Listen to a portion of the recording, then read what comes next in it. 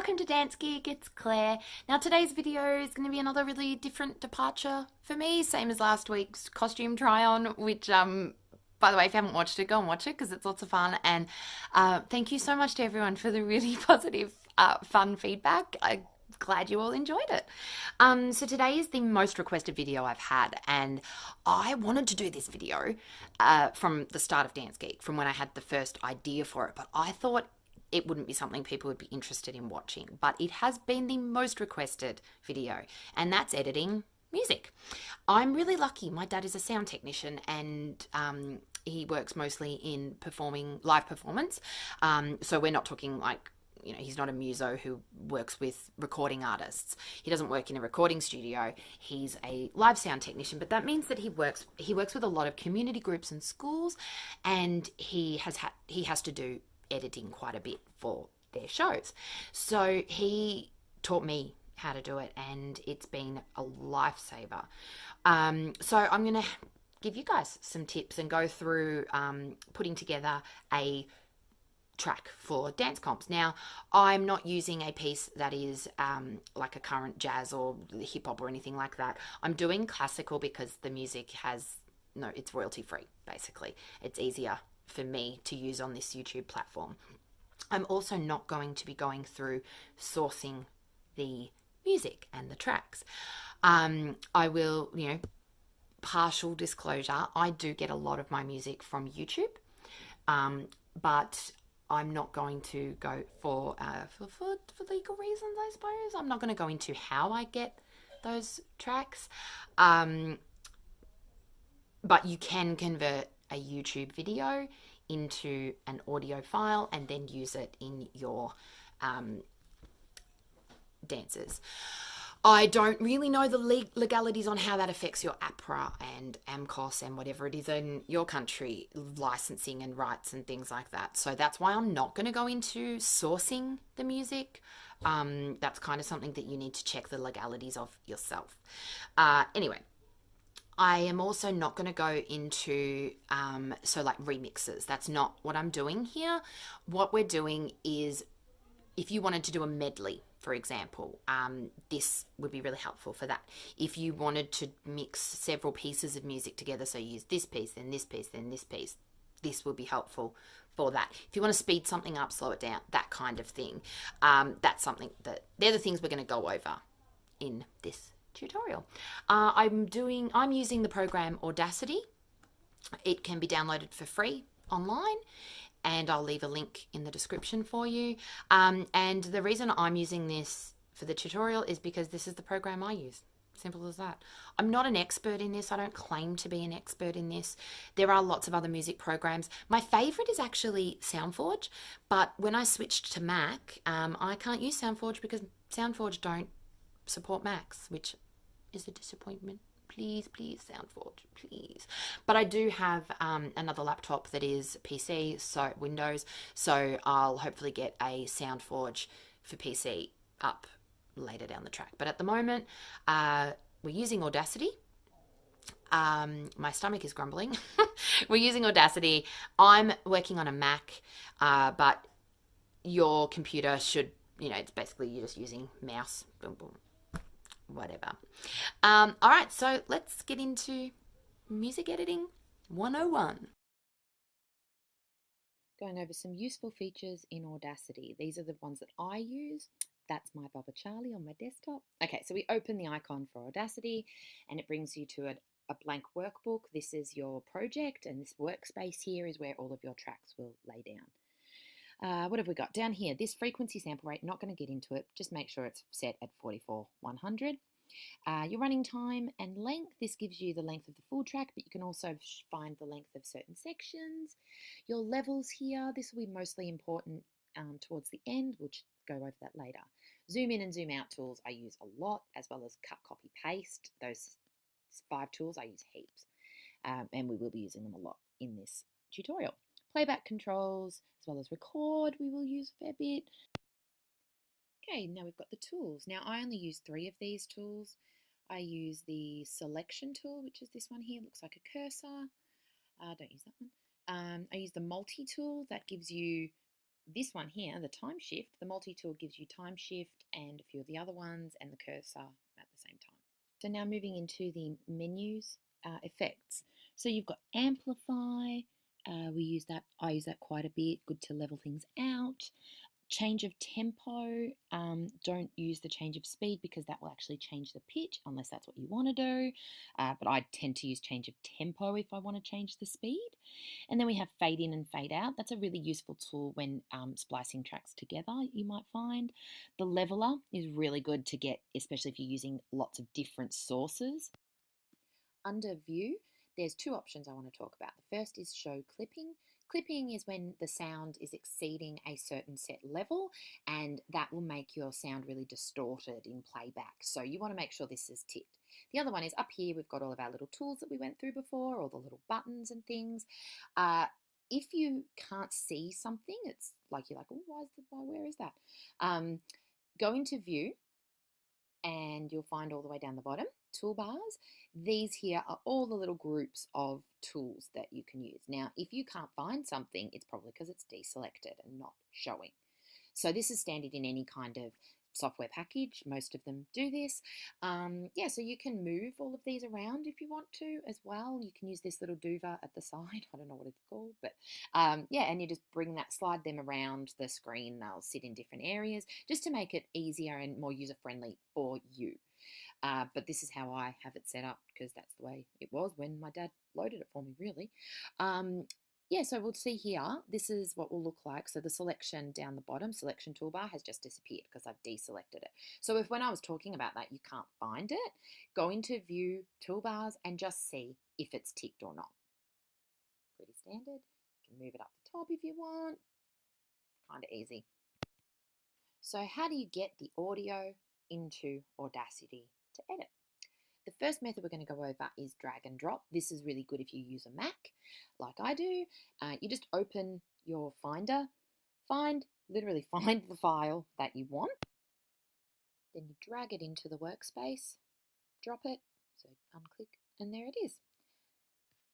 The other option is to use the menu. So you go to File, Import, Import Audio. It brings up your Finder, and again, you just search for the file that you want.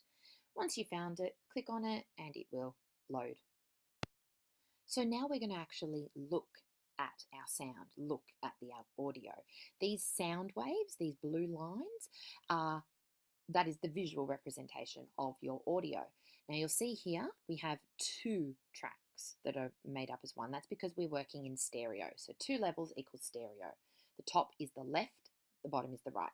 Don't stress too much about that, but if it comes up as one track only, then you need to go over here and convert it into stereo, and it will do that for you. Now, in order to really show you these sound waves and how they work, I'm going to use a very popular piece called Toccata in D minor by Bach. You will know this piece of music, definitely.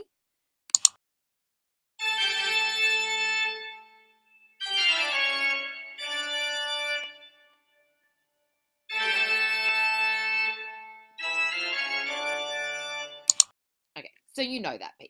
So the bigger this wave is, the louder the sound. The smaller it is, the quieter the sound. Fairly basic.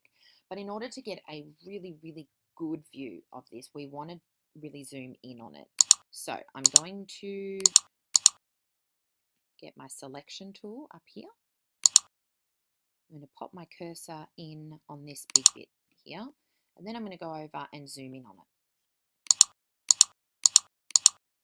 And now you can really see the waves. You can see that sound moving up and down. And that's all the really detailed intricacies of the sound. All right, so this part here is the loudest part. And because you already know the track, you'll probably know that it's this. Boom, that part.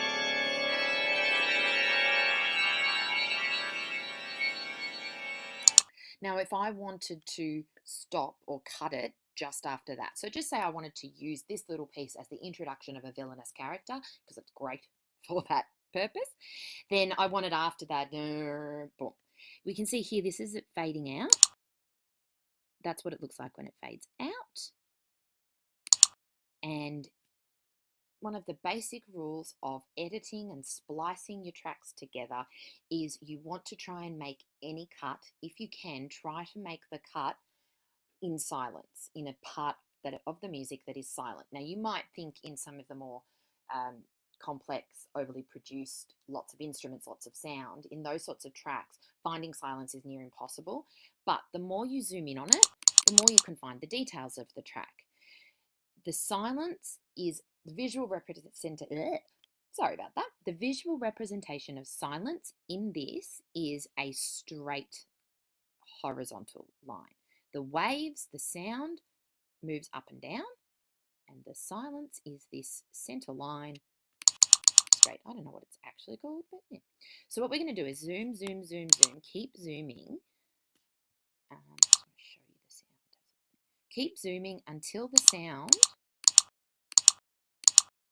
goes to this dotty sort of line. We don't need that. We're going to go back one from there, and you can see how far we're zoomed in by looking at the time up here. So this is 36.896 seconds to 36.908 seconds. So we're really, really zoomed in on this piece here. And this is where you can see that it may feel like it's silence, but it's kind of not, because that is sound. That is sound.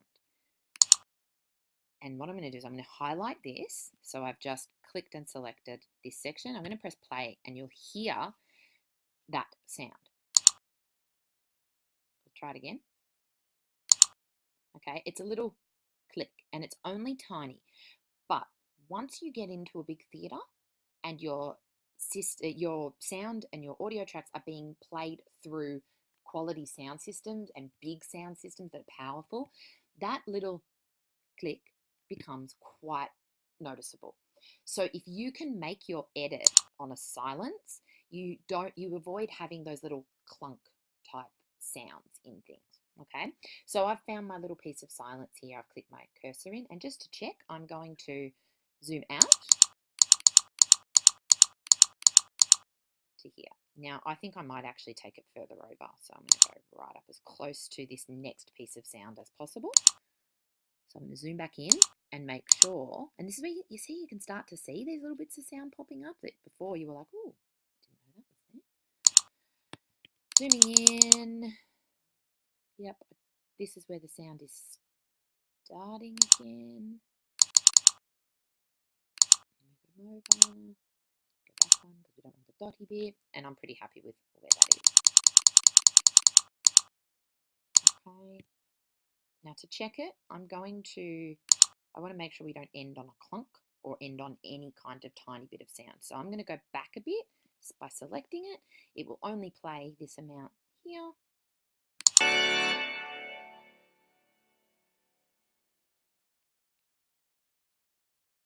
Yeah, very good. So you are getting all of that tail end of the chord, the hanging part, but not the next bit. All right, so what I want to do now,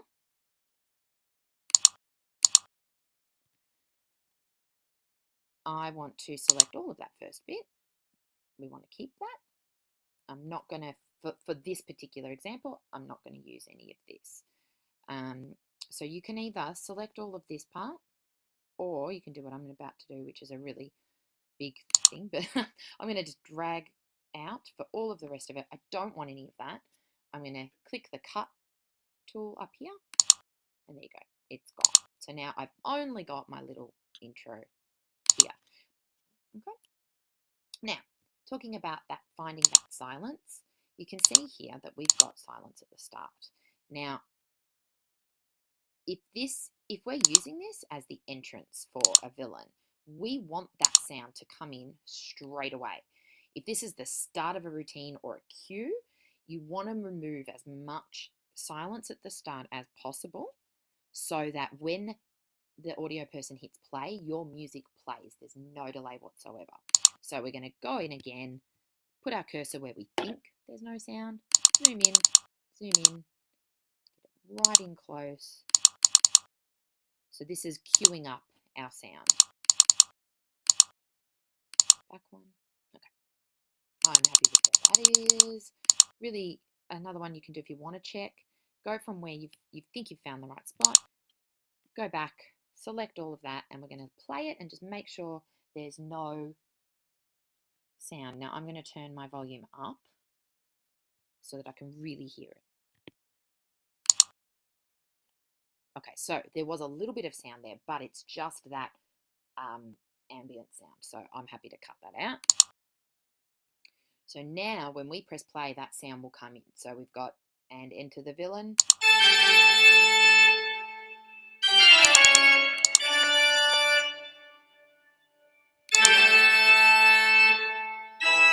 Blah, blah, blah. You know the rest of that piece. Okay. Now, at this point, you might find that the information I've given you so far is enough and you can go and edit your desired tracks. So if that's you, go for it. Good luck. Have fun with it. Send me any questions if you have them. But if you need more info, what I'm going to do now is mix together, a fairly simple but fairly standard in the dance world track.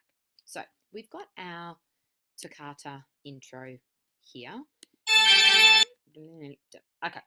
I'm going to use this and put together a piece for, let's say it's a demi-character ballet solo. Okay, so I'll give you a really quick little story that I'm going to use and how I put that music together. So I've got, let's say it's a duo. We've got a young girl having a lovely day, doing a little bit of, dancing in the park, blah, blah, whatever. And then some kind of villain enters the scene. And then they have a little, sort of battle dance thing. So it's a fairly typical fairy story type thing, whatever. All right, so what I'm going to do is, this will be the introduction of the villain, but I need to put some music before it. So what I'm going to do is I'm going to click this little button here, mute, and I'm going to pull in, I'm going to Finder. Is it Explorer on a PC? I don't know, it's been so long since I've used it. But anyway, go into whatever your file system is on your device. And I'm going to pull in some other music. Now I wish I could do something with much more interesting music or whatever, but I don't want this to get copywritten. What would be the, oh well. So I'm just going to be using some open source royalty-free music. So I'm going to pull in this track here called Friendly Day, import that in. And what you'll see here, now we're working with multiple tracks. This is a second track here. Now, if I hadn't muted this and I wanted to play this track here, I'm going to go back to the start. So I'm going to skip to start, this one here. If I was to play it, see how they're both active because they're in the bright blue. If I was to just play and let's see what Friendly Day sounds like. They're both playing at the same time. So what I'm going to do is go back into our top track here, Toccata, click mute, and then I'm going to go back into Friendly Day and edit it. Now, the first thing that I see, emphasis on the word see, is that these sound waves up here in Toccata are actually quite a bit bigger than these ones down here. So I could just go in, double click, go up to Effect, and click Amplify and amplify them there. But I'm not going to do that because later on when I finish it, I'm going to level them out. So if you want to have a play with Amplify, go for it. But I really want to show you the leveling option because I think it's really important for dance tracks.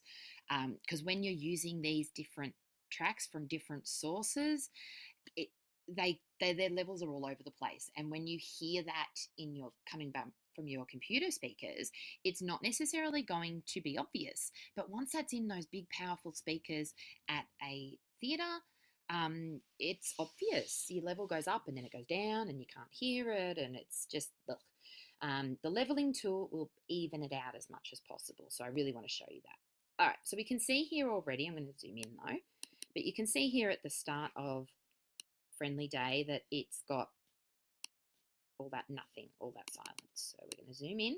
We're going to get rid of that silence because we want a nice crisp intro. This is not something you have to do, but I highly recommend it. If you are doing this for and I know this video is about dance, but if you are using this editing, if you're editing, for a play, something like that, and it's a sound effect that needs to come in, then you get rid of the stuff at the start. You absolutely have to, because queuing it up is super important. All right, let's get rid of that. All right, so I've got a nice crisp entrance. Now I'm not going, let's play Friendly Day actually. Okay, nice and like jaunty, skipping through the park, all of that sort of stuff. All right, let's just pretend that we're going to use this whole track, and then, so we've got a little soloist. She's going to play in the fairy park for all of this track. Time-wise, we can see here it goes for about a minute. I'm going to get rid of all of this bit at the end. I don't want any sound at the end. So I've got a little bit of sound here. So I'm going to jump. Dump.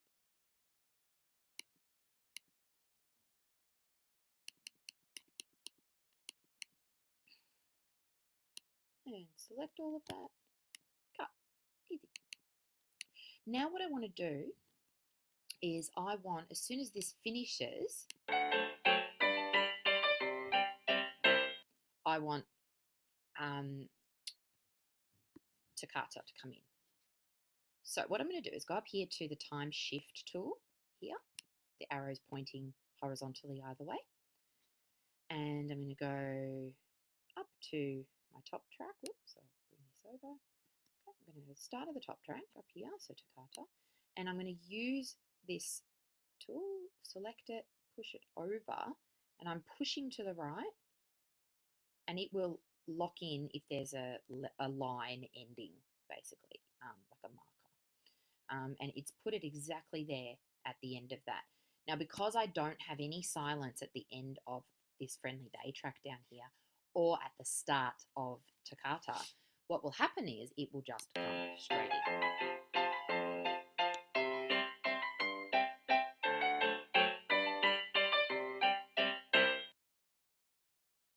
But it won't come straight in if you still have it on mute. So we're going to take it off mute, and we're going to try that again.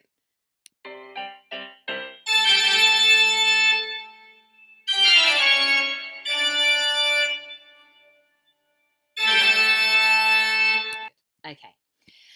I am feeling that this one up here is, Toccata is too slow. So I'm going to show you how to increase the tempo.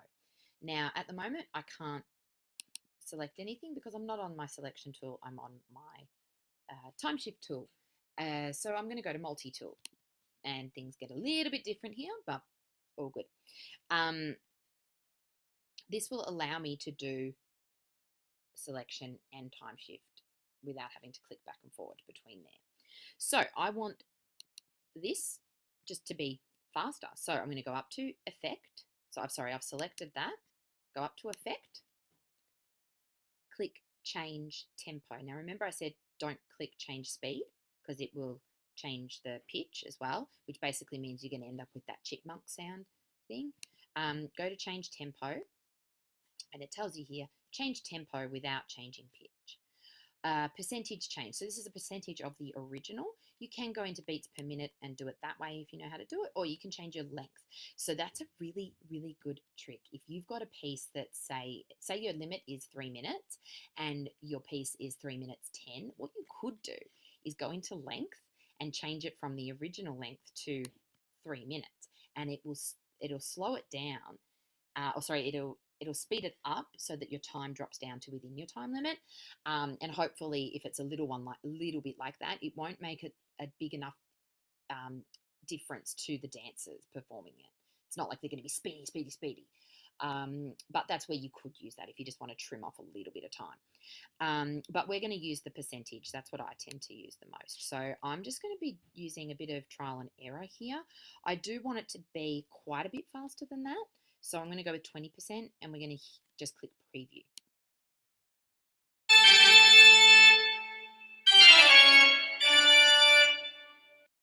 Yeah, I'm pretty happy with So I click OK. And you see that's actually dropped it down time-wise quite considerably. All right.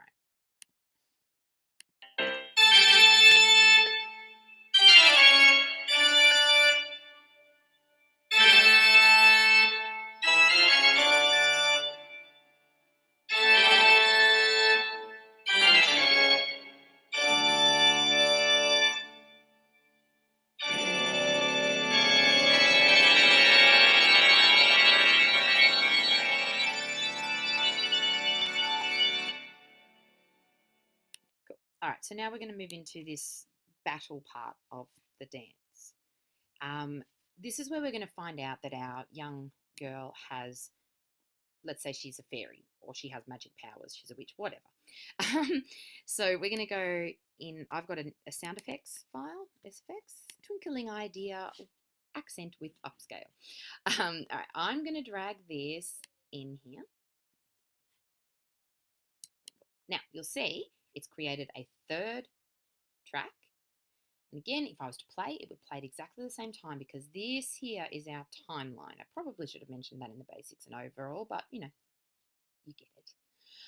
I'm going to zoom out so I can see the whole picture because it is a visual representation, remember, of your sound. I'm going to use the shift here and time shift this sound effect to the end of Toccata. And I'm going to zoom in now because I don't really need the start to see the start bit anyway. Now I want that sound effect. I want it to come in over the end of this, over the tail.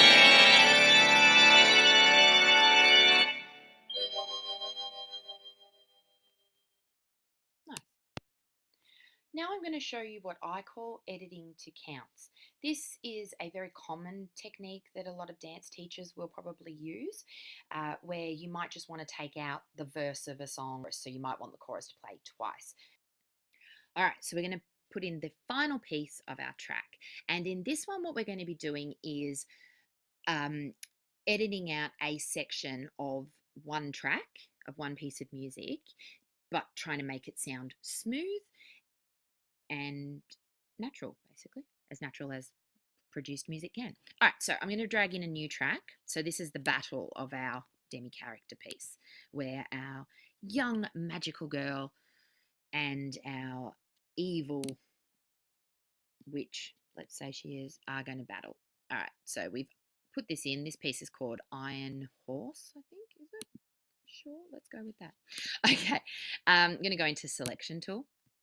Iron Horse. Now, if you have a look, it's put it in. It's always going to put it to 0. Well, in my experience, it does. We don't have a lot in the start, a lot of silence on this one, but I'm quite pedantic and I'm still going to remove what is there anyway.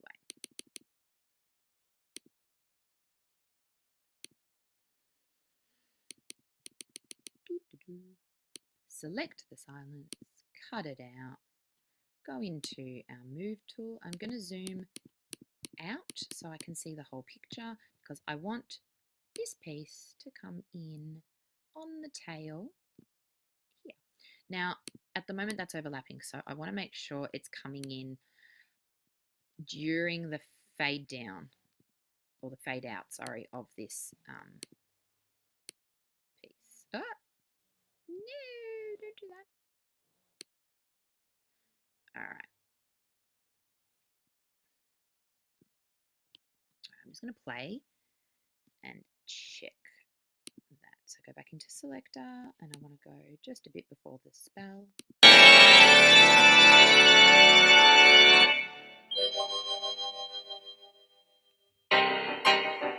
Right. So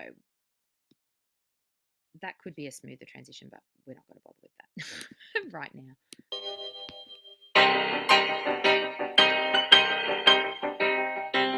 All right.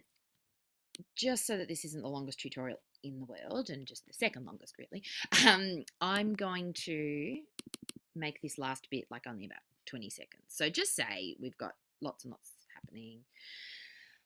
All right, now I don't want all of this. If you don't want all of this track, I want the start bit of it and I want the end. I want to cut out a whole bunch of the middle. Okay, we want the end. Let's say we want the final 8 counts. So what I'm going to do is just chuck it towards the end.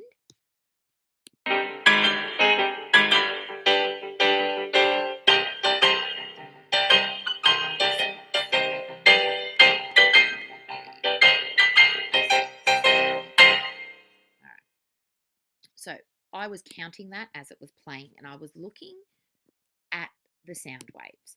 And the last 8 comes in. See these 3 spikes here? Dun, dun, dun. That's where the last 8 comes in. So I'm going to chuck my cursor there.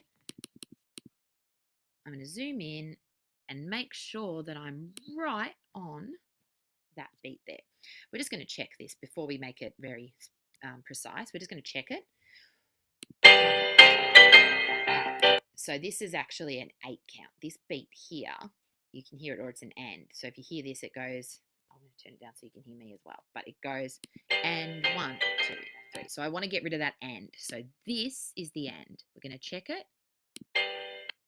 And, yeah. We're going to go, this is roughly where we want it. Yeah, that's your 1 count. All right. So I'm going to zoom right in. Now we need this to be, remember before we were talking about it needs to be cut in silence, otherwise you get, you'll either get a clunk sound, it won't be smooth, or you'll actually cut out part of the beat, part of that count, which is not fun choreographically and for the dancer. So I'm going to, every time I zoom in, I want to find somewhere, and this is a really good one to show you that. See how the wave is actually different top and bottom within this track because the left and right sounds in the stereo are different. But we want to make sure that when we cut it that it's flatline silence on the top and the bottom, left and right. Okay, so not, see this bit here down in the right channel is silent, but it's not silent up there. That's still going to put sound into that part. And we don't want that. Back from those. So this is where I want it. I'm just going to check it. Make sure that that is the 8 counts. Blah, blah, blah. We've checked it. Yay, that's what we want. All right. Now this is where when you're cutting bits and pieces of the one track, it gets a little bit finicky, but this is how I do it. I'm going to take in all that last bit at the end there. I'm going to cut it. And just to clarify, cutting this part, this track here, this Iron Horse, doesn't change the original. The original is still saved on my computer. This is just putting that original into the project here. So you don't have to worry about ruining the original track because you're not.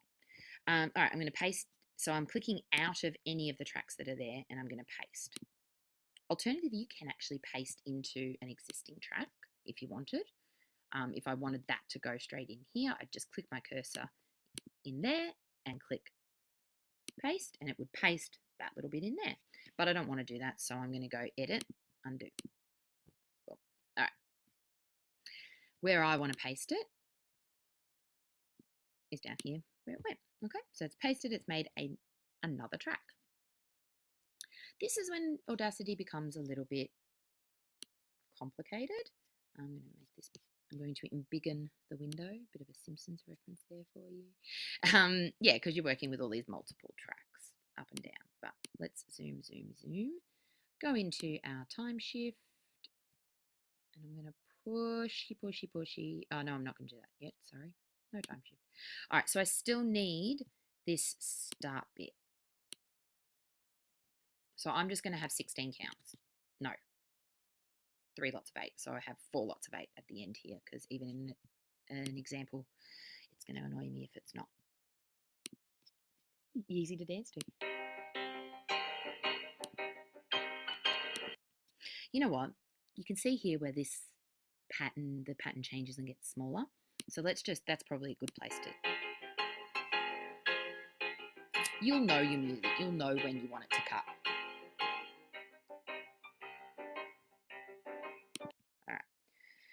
You'll know your music, so you figure out you want it to cut there. Now, don't use, for dancing, I wouldn't be using time stamps. So you're not, because you want to be more accurate and you want to be using counts for a dance piece. And that's a really good tip for someone who is not a dancer, not a choreographer, and you're editing the music.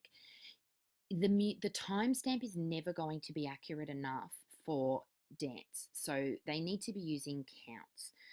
That's just how dancers and choreographers, that's how we work. So, I mean, you probably, please contradict me, whatever, but this is how I have found it working with people who mix.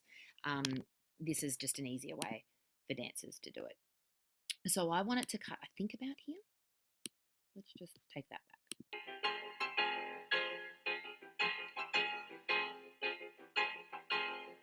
No, that's not where I want it to cut.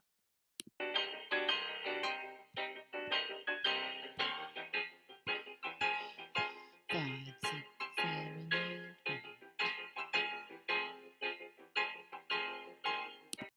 Alright, so just before this little bit comes in, I think it is. So we're zooming in now that the sound is quieter there.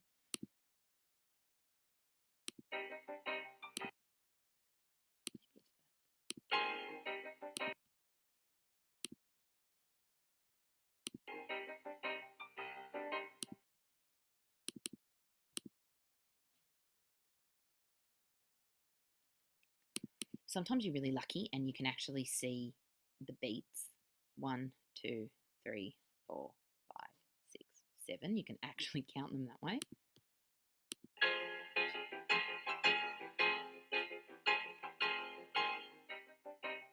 Yeah, so I want it just before that comes in. So zoomity, zoomity, zoom.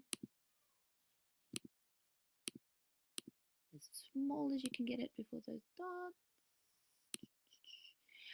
Now we're talking about hundredths of a second here, so just go as close to where your original cursor was when you counted it as a beat, sorry, and find the closest silence on top, silence on bottom, or silence left, silence right as you can to where that beat finished. So for me, it's there. Zoom back out. You could check that, but I know it's right. I'm going to get rid of all of this because I don't need it. So this is actually that center part. This is the start of the track. I've taken out the end because I want the end. Taken it out, put it down the bottom. I'm going to delete this. And I just want to have a listen to this to make sure it doesn't have any clump. That's pretty good. I'm going to go into my time shift tool, go all the way to the start because I need to move the end of Iron Horse. End of my battle needs to actually move to the end.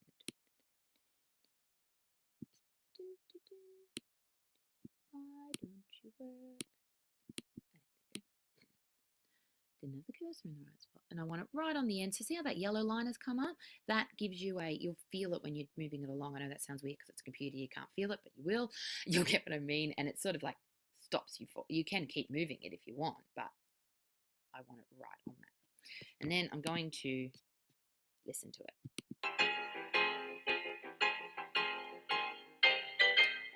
Now that's one of those moments where you just sit there and go, well done you, well done you. So I'm going to go back into selector tool, go back a little bit more. Now, a tip that I've found really works for me, when you're really checking an edit like that where you want it to sound seamless, don't look at the track. Go back further, click play, and then don't look at the screen, just hear it and feel it and count the beats.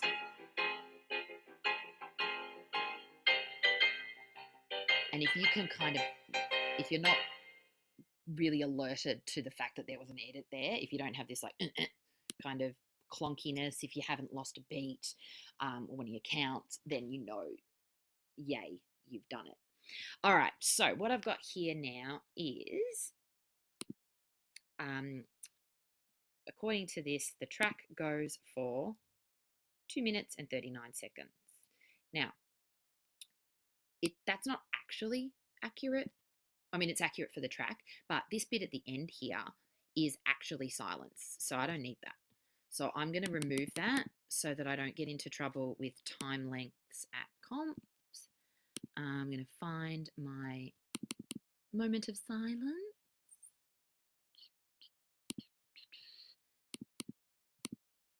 And that'll do. I'm going to edit that out.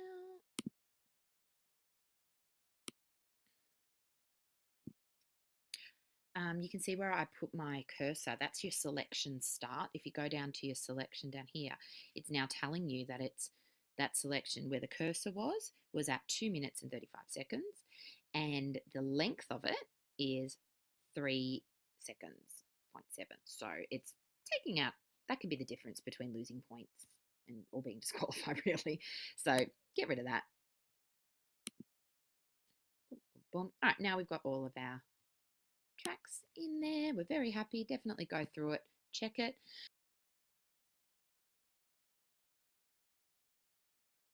What we're going to do is fix these volume, excuse me, fix these volume levels. And this is quite easy to do. So we go into effect and we're going to go to leveler here. Degree of leveling. Now we want it to be quite a full-on level. I don't really care about, I don't know much about the threshold and all that sort of stuff. But degree of leveling, I want it to be pretty heavy. You can play around with these to see what works for you and what works for each track. With this track, I don't want to go heaviest. Like I don't want it to be all exactly the same level of sound because I want that toccata bit to really stand out. And that, so it does need to be louder. So we're just going to do, let's do a moderate one actually. We're going to go moderate. I'm not going to worry about preview. We're going to click OK and you'll see this friendly day change a little bit, hopefully. Okay, so it's applying the level. Boop, see how it's gone up a little bit. And anything that was too loud will go down. Speaking of things that are too loud, if we go back in, I'm going to deliberately make something too loud just so that I can show you clipping. So this one is the biggest sound we've got probably. So if I'm just to show you, if I wanted to make that really loud, that last bit, I can go into amplify, so effect, amplify, and we can increase it. Now see here it says allow clipping. At the moment, it will not allow me to make any sound increase beyond a set palatable level, basically. But if I have it on allow clipping, I could increase this by, let's go with 12 decibels, which is considerable. Bam! See, that's red. Now, what it does is red lines show up when it's exceeded that level. So we're going to go back. No, we're not. That's all come up as one big line because all of that has exceeded. But if we were to zoom in, you can see that it's not actually all of it, but it's most of it. And this is going to sound, oh, just had a little message jump up there. That was nice, wasn't it? All right, this is going to be super loud, so just warning, super loud.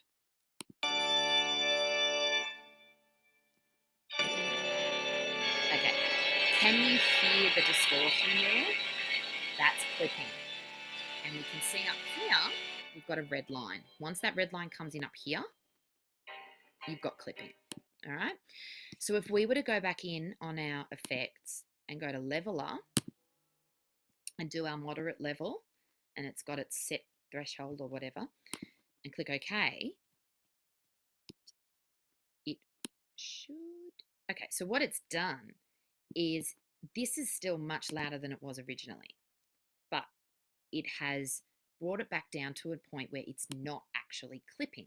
So if you need that section of music to be really, really loud, significantly louder to the rest of it, but you still just don't want it to clip, obviously, because it's going to sound awful.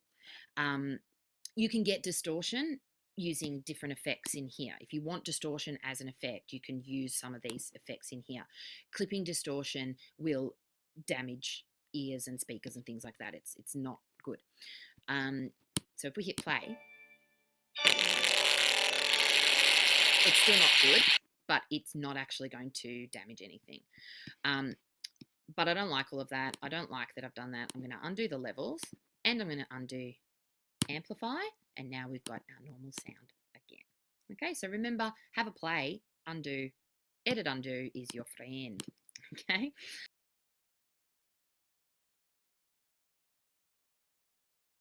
All right, so this track is finished.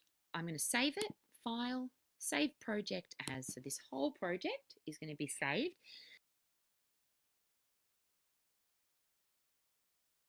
Now it's saving the format as an Audacity project. Definitely do that. You could change if you needed to, but keep it as an Audacity project because that means you can always come back and change this version of it. All right, but this version is in Audacity format .aup, and this will not burn onto a CD. It won't play in iTunes. It won't play on when you do your performance. So what we need to do is export it into the proper format. So we're going to go File, Export, give it a name, find the spot you want to save it to, and format down here. You've got all of these different sound options. Some comps will specify the format they want it in. Some sound techs will if you're working in a theatre. I pretty much always use MP3. So that's what I'm going to do now. When I hit save, this box will come up. Yep. Your tracks will be mixed down to 2 stereo channels in the exported file. So it means if I open up this file in another, when it's in MP3 format, I'm not going to see each of these tracks separated out. And that's okay. So we click that. We then can put in all of these different options in here if we want to. I can change the track title, the name, all of that. That's really useful if you are going to give this as a digital file to somebody and they're going to be putting it, that they might need this info. But I tend not to need to use this, but that's where it is if you need to. Click OK, and it will export it. And it's done. I can now go in. So I've got here 2 sample dance edits. That's my track. The AUP one is the one that will open in Audacity. This MP3 one is the one that will open in a media player, a music player. And that's the one if you want to burn it to a CD, this is the one to use. And there you have it. That is the basics of Audacity. Okay, so there you go. Hopefully you found that useful. I am going to do some more editing videos and show you just other ways that I edit, other things that I do for editing, and more complex editing. But this is just the basics.